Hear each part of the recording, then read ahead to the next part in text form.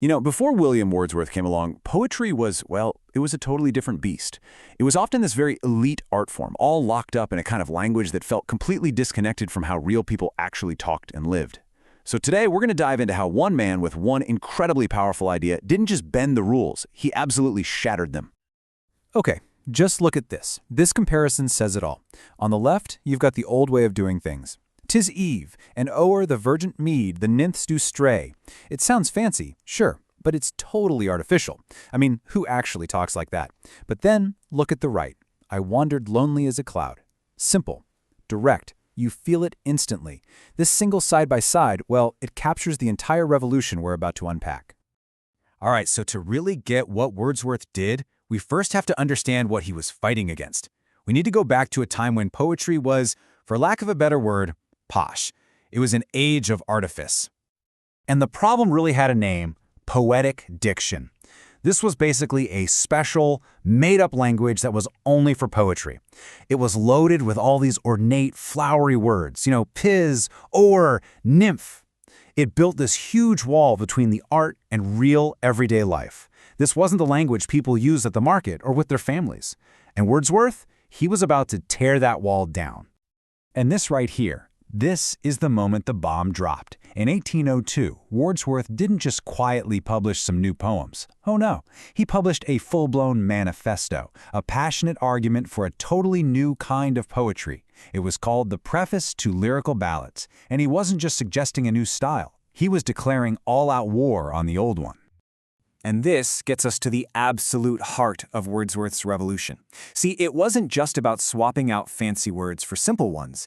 It was about changing the very definition of what poetry is. And here it is. This might just be one of the most famous and influential definitions in all of literature.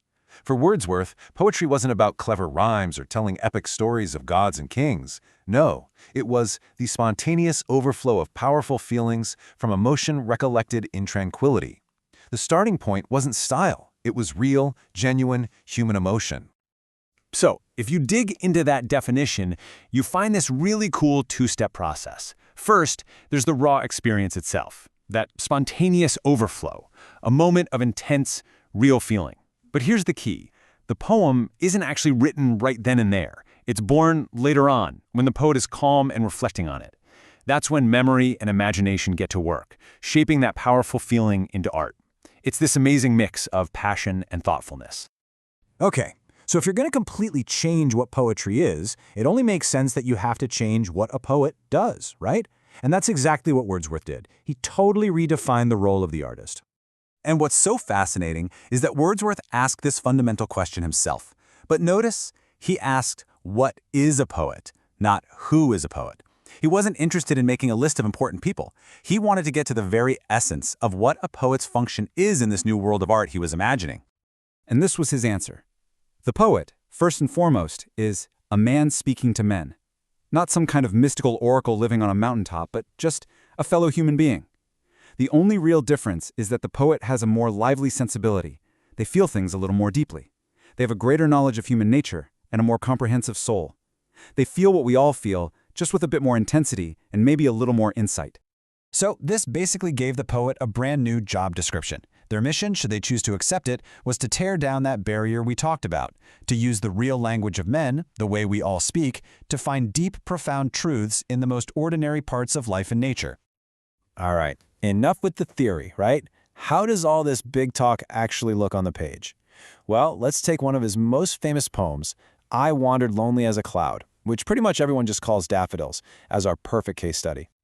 Just listen to how this thing starts. The language is so simple, so direct. He's just telling you what happened. He was out for a walk, feeling a little bit down, and then, bam, he saw this incredible field of flowers. No big mystery. See, this is his theory in action. The subject couldn't be more humble. It's just a guy on a walk.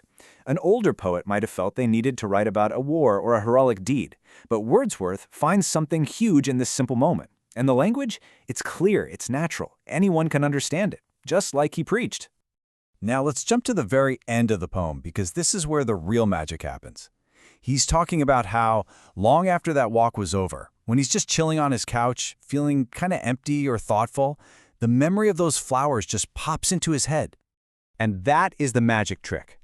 This is the second half of his big definition brought to life. The poem isn't really just about seeing the flowers. It's about how the memory of the flowers brings back that same powerful rush of joy long after the fact, in a quiet moment of calm reflection.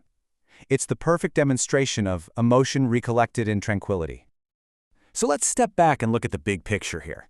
We're talking about ideas that are over 200 years old. So why do they still matter so much? What is Wordsworth's real, enduring legacy? When you boil it all down, Wordsworth Revolution did one absolutely crucial thing. It democratized poetry. He kicked open the doors of the ivory tower and handed art back to everyday people. He showed us that our own lives, our own feelings, and the simple nature around us were worthy subjects for the greatest art.